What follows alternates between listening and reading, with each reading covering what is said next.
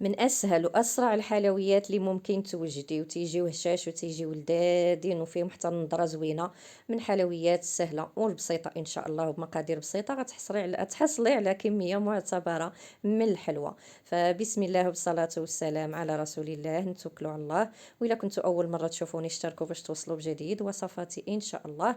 ودائما تنرحب بكم وشكرا جزيلا لكم على تعاليقكم الجميله. فخليو لايك هو الاول وندوزو ان شاء الله باش نشوفوا المقادير ديال هاد الحلوى.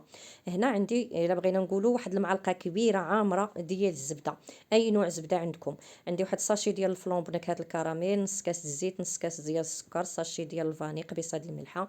وعندي الدقيق، هانتوما غتشوفوا معايا شحال غادي يدخل. هنا كيف ما كتشوفوا عندي هاد الزبده غير انا بارده، واخا ما كانتش في الثلاجه الجو بارد، هنا مستعمله الزبده اللذه ديال الحلوى. هنا كنحكها، هنا معلقه كبيره، وإلا بغيتو تعبروا ديروا واحد 60 غرام ديال